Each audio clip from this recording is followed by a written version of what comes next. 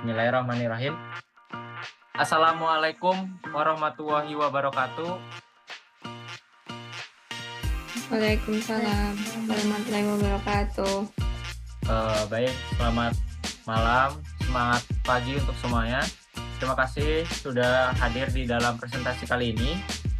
Sebelumnya kami ingin menyapa para hadirin yang sudah hadir di channel YouTube karena ini kebetulan bakal kita upload di YouTube. Kami juga mengucapkan terima kasih sudah hadir di video kali ini kepada Bapak Ibu dosen yang mungkin menonton. Kami dari kelompok 1 akan mempresentasikan hasil visualisasi kami di mata kuliah metode visualisasi data. Next. Adapun anggota kelompok dari kami itu mulai dari saya sendiri, Rizal Wipratama, dengan NIM 2311110029. Berikutnya ada Saudari Huli Kamalkan. Berikutnya ada Saudara Mikael Setiabudi. Berikutnya ada Syala Isya Nisrina Anataya. Berikutnya ada Arsita Wiwitya Suning. Dan terakhir itu ada Irena Cahya Resina. Baik, lanjut. Di presentasi yang pertama, di tugas 1, saya yang mengambil bagian ini. Next. Di sini saya membuat visualisasi yang membandingkan GDP per kapita versus life ekspektasi at birth. Adapun ada 2 variabel yang saya gunakan, yaitu variabel X dan juga variabel Y. Yang pertama, variabel X itu melambangkan GDP per kapita, dan variabel Y melambangkan life expectancy at birth. Di sini saya menggunakan bahasa pemrograman Python dalam membuat visualisasi datanya. Langsung saja kita masuk ke visualisasi datanya. Next. Baik, di sini saya membuat visualisasi bubble chart yang membandingkan GDP per kapita versus life expectancy. Hal yang pertama bisa kita lihat adalah banyaknya terkumpul data sekitar GDP per kapita antara 4.000 hingga 8.000 dan life expectancy at birth di angka 70 hingga 80. Namun, ketika kita melihat birth rate di angka tersebut, maka kita mendapatkan birth rate yang cukup rendah, sekitar 10 hingga 30 birth rate per 1000. Namun, di manakah birth rate yang tinggi? Birth rate yang tinggi itu berada di sekitar 0 hingga 4.000 di bagian GDP per kapita atau di variabel X-nya, dan di variabel Y-nya itu berada di angka 40 hingga 60. Namun, di sini kita melihat ada satu buah data yang outlier, 1 hingga 2 data outlier, yaitu di sekitar angka 4.000 GDP per kapita dan 80, kurang dari 80 life expectancy at birth per years. Nah, selain itu, besaran lingkaran juga memperlihatkan banyaknya populasi. Nah, populasi terbesar sekitar di angka 1.200 itu kita bisa lihat dengan menarik angka GDP per kapita kurang dari 4.000 dan life expectancy birth di angka 60. Selain itu juga ada di angka GDP per kapita 8.000 dan life expectancy birth di angka 70. Itu hasil visualisasi saya yang pertama. Berikutnya, saya juga membuat visualisasi dengan membandingkan oil consumption dan natural gas consumption. Di sini saya menggunakan 2 variabel, yaitu variabel X dan variabel Y, dengan variabel X-nya melambangkan country dan variabel Y melambangkan oil and gas consumption. Di sini masih sama, saya menggunakan bahasa pemrograman Python dan IDE-nya yaitu Google Colab. Next. Dari hasil visualisasi data, di sini saya menggunakan bar chart. Dengan variabel X-nya itu memperlihatkan negara-negara yang menggunakan minyak, dan juga di variabel Y-nya itu melambangkan energy consumption-nya. Dari sini kita sangat mudah untuk melihat negara mana yang paling banyak menggunakan energi, yaitu negara US dengan konsumsi energi lebih dari 600 miliar. Bahkan hampir mencapai 650 miliar. Dan dari data, kita bisa melihat bahwa Venezuela merupakan negara dengan konsumsi energi yang cukup rendah, kurang dari 50 miliar. Nah, dari hal ini mungkin kita bisa kaitkan dengan bagaimana politik kondisi ekonomi di US. Kita sudah mengetahui bahwa US itu merupakan pusat global. Oleh karena itu, sudah sepatutnya bahwa US memang membutuhkan energi yang tinggi untuk konsumsi mereka. Selain itu, di sini juga saya melihat bahwa Rusia berada di posisi kedua, karena Rusia juga tentunya memiliki power yang kuat. Oleh karena itu, tidak mengherankan jika Rusia juga hampir mengikuti jejak United States dalam energi konsumsi. Berikutnya diikuti oleh UK, Jepang, Ukraina, Iran, dan Italia. Mungkin teman-teman bertanya, kenapa Jepang bisa berada di posisi sekitar kelima? Nah, kalau dari hasil analisis saya, mungkin saja hal ini karena Jepang merupakan negara yang tidak begitu besar. Meskipun Jepang memiliki konsumsi energi yang tinggi, jika dibandingkan dengan banyaknya populasinya, mungkin itu sangatlah make sense jika Jepang berada di posisi kelima dengan konsumsi energi kurang dari 100 miliar. Mungkin itu saja presentasi dari saya. Berikutnya akan saya serahkan kepada rekan saya, yaitu Syalaisya Nestrina Anataya. Waktu dan tempatnya saya persilakan. Baik, terima kasih untuk waktu yang telah diberikan. Di sini saya, Syalaisya Nestrina Anataya, akan menjelaskan mengenai visualisasi data menggunakan pie plot. Itu semacam scatter plot. Dan di sini saya juga menjelaskan pada task pertama. Langsung saja pada hasil visualisasinya. Di sini saya menggunakan atribut ada highways, railways, labor force, sama internet user. Nah, saya itu mencari hubungan antara penggunaan internet dengan peningkatan infrastruktur seperti jalan raya dan rel kereta api. Pada hasil visualisasi terlihat bahwa penggunaan internet dengan adanya jalan raya dan railways itu tidak terlihat dengan hubungan yang linier atau korelasi yang kuat. Karena pola persebarannya acak dan condong ke kiri bawah. Ini menunjukkan bahwa banyak negara dengan infrastruktur terbatas tapi memiliki jumlah pengguna internet yang tinggi. Dan sebaliknya, beberapa negara yang infrastrukturnya besar tapi penggunaan internetnya tidak sebanyak itu. Selanjutnya, hubungan antara penggunaan internet dan labor force. Di sini terlihat korelasinya sedikit lebih jelas. Negara dengan tenaga kerja yang besar cenderung memiliki pengguna internet yang besar. Hal ini logis terjadi karena semakin besar populasinya, berarti potensi penggunaan teknologi juga semakin besar pula. Kemudian yang selanjutnya,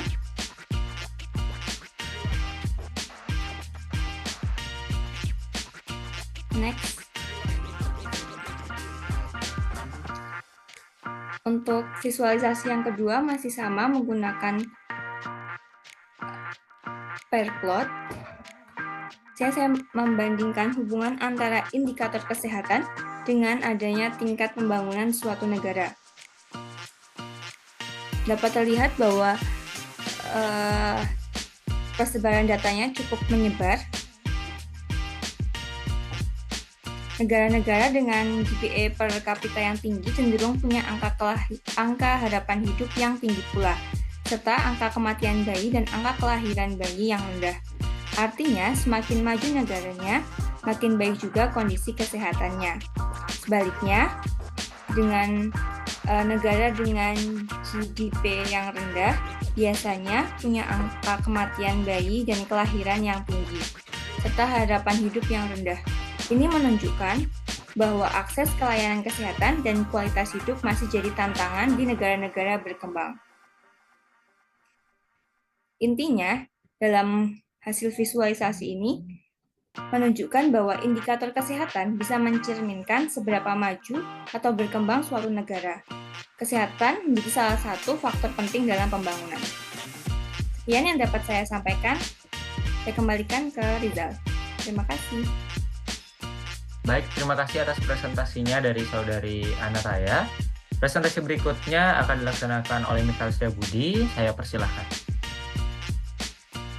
Baik, di sini saya akan mempresentasikan pada soal tas 1.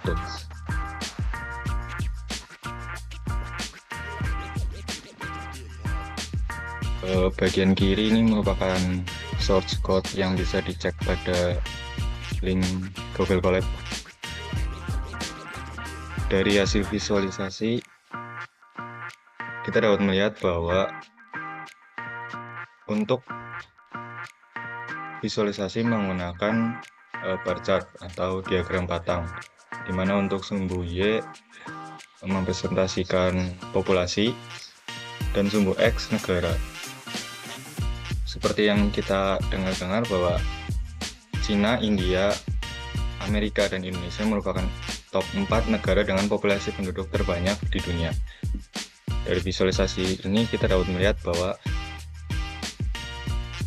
untuk Cina dan India mengalami perbandingan yang tidak terlalu signifikan, tapi dari India ke US mengalami perbandingan yang cukup signifikan. Dengan Jepang terdapat pada urutan dengan populasi dari top 10 ini, populasi paling sedikit, karena yang kita tahu penduduk Jepang banyak yang memilih untuk child free atau tidak menikah. Oke, ini untuk visualisasi yang kedua. Di sini menggunakan line chart atau diagram garis. Untuk sumbu X mempresentasikan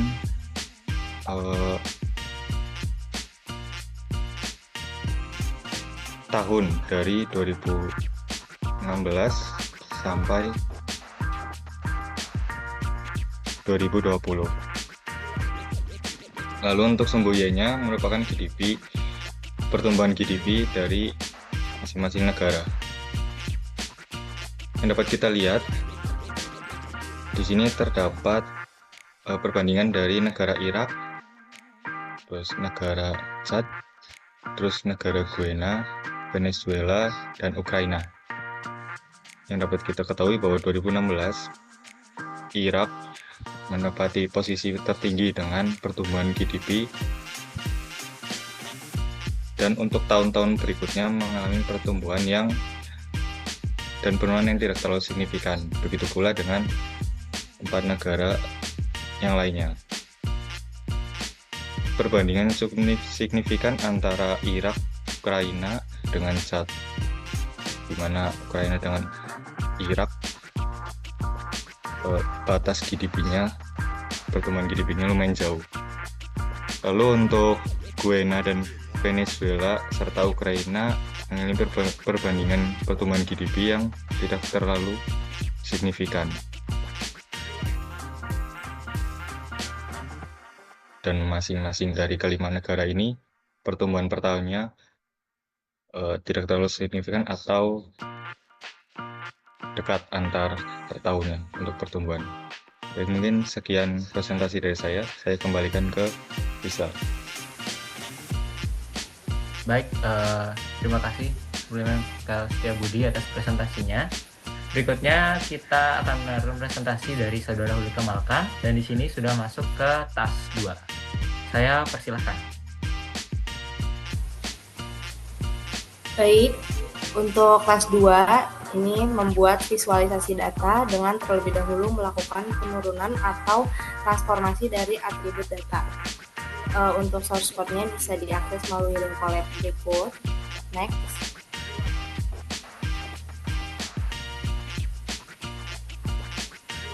Untuk visualisasi yang saya buat pertama yaitu histogram harapan hidup.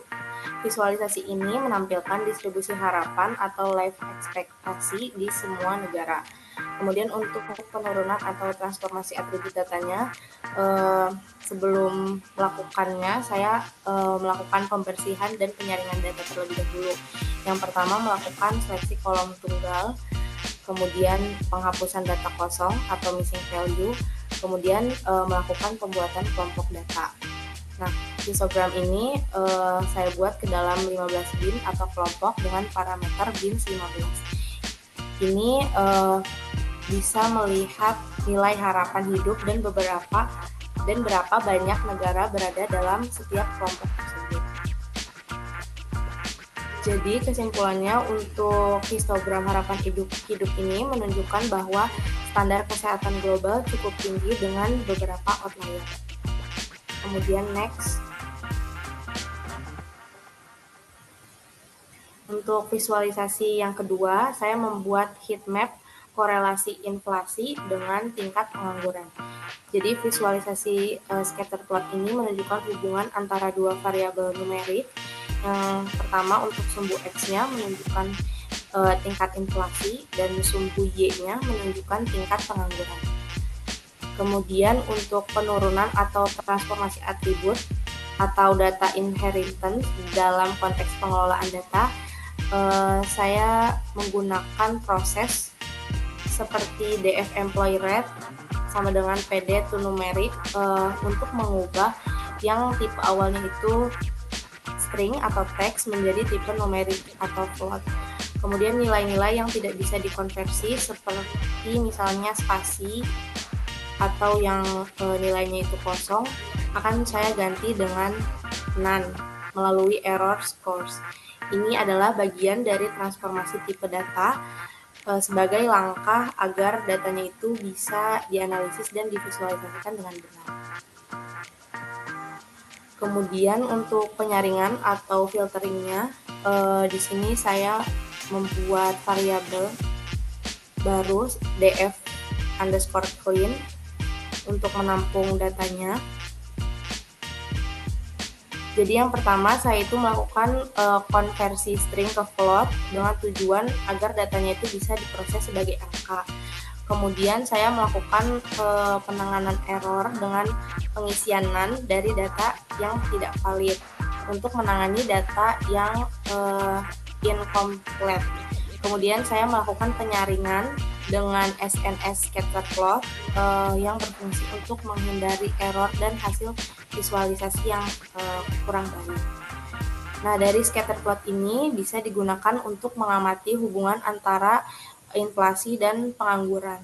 Jika pola titik-titiknya itu membentuk tren tertentu, maka korelasinya itu bisa menunjukkan naik, turun, atau membentuk kurva. Kemudian heatmap ini juga bisa membantu mengevaluasi hipotesis Phillips curve yang menyatakan hubungan terbalik antara inflasi dan pengangguran. Sekian, terima kasih. Baik, terima kasih atas presentasi dari Saudari Ulika Makan. Berikutnya kita akan mendengar sejenak presentasi dari Arsita Wiwitya Sening. Untuk itu saya persilahkan. Baik, terima kasih untuk waktu yang telah diberikan. Jadi pada teks 2 ini saya menggunakan data seperti GDP atau produk domestik bruto dalam dolar AS, populasi, konsumsi listrik, ekspor, negara, dan laju pertumbuhan.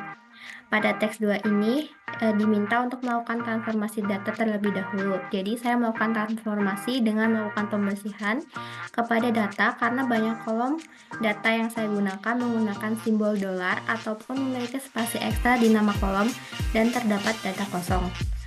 Pada visualisasi yang pertama, yaitu rasio konsumsi listrik per kapita.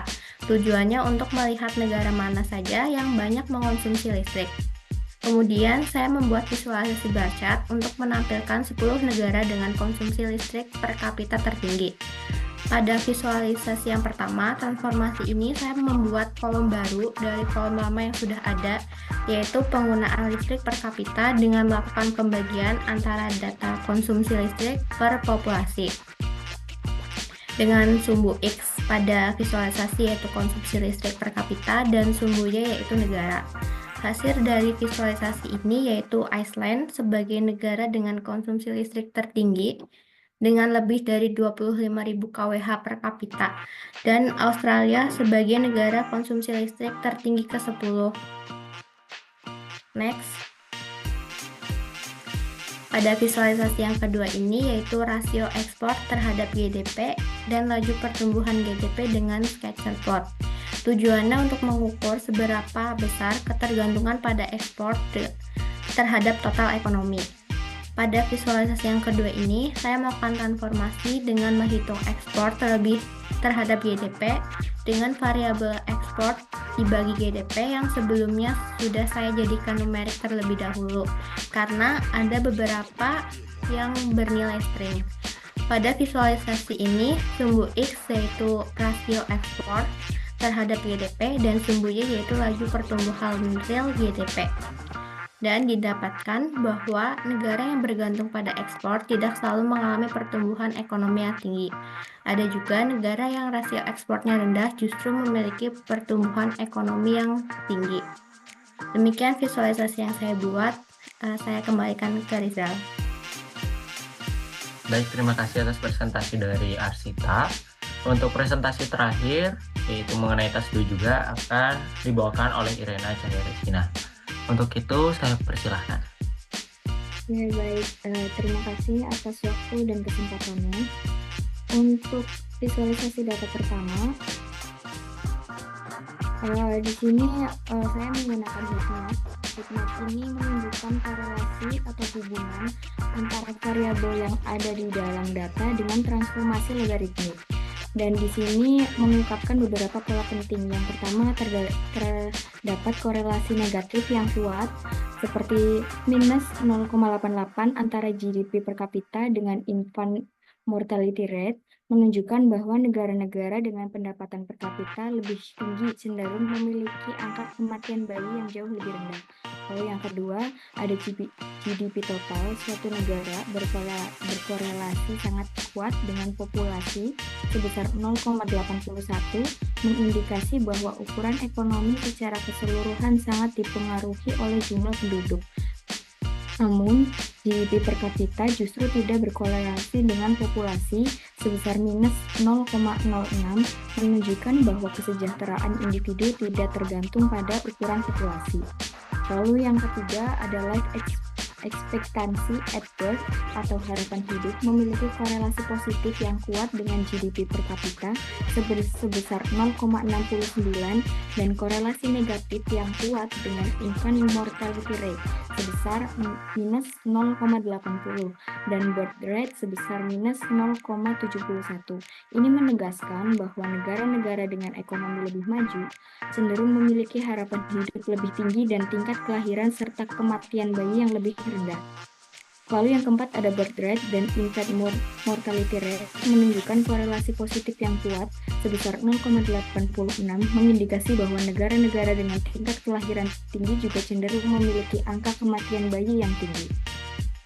Lalu yang kelima ada luas wilayah berkorelasi positif dengan populasi sebesar 0,73 dan GDP total sebesar 0,55, namun memiliki korelasi negatif lemah dengan GDP per kapita sebesar minus 0,11, menunjukkan bahwa negara dengan wilayah lebih luas cenderung memiliki populasi dan ekonomi yang lebih besar, tetapi tidak terlalu lebih makmur per individu. Visualisasi data tersebut sudah dilakukan penurunan atau transformasi dari atribut data karena adanya simbol dan beberapa data kosong yang dapat mengganggu visualisasi. Kemudian lanjut ke visualisasi kedua.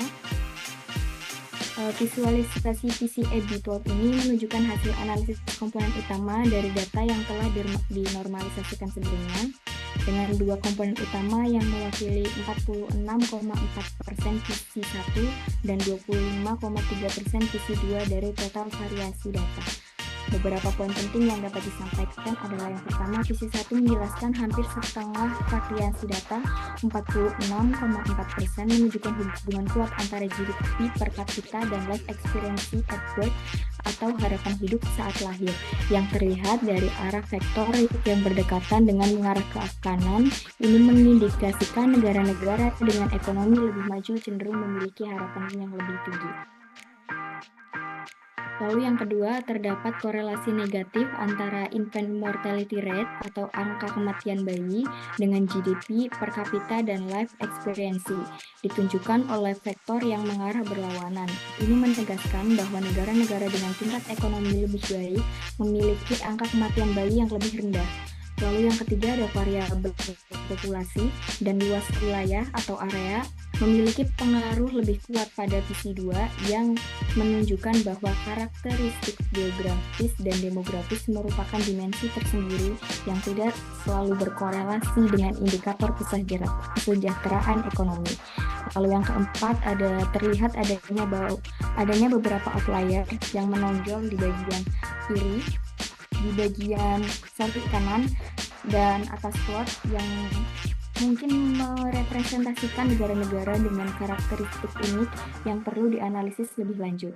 Lalu yang terakhir ada sebagian besar negara terkelompok di bagian tengah bawah grafik, menunjukkan kecenderungan umum dan pola global yang konsisten.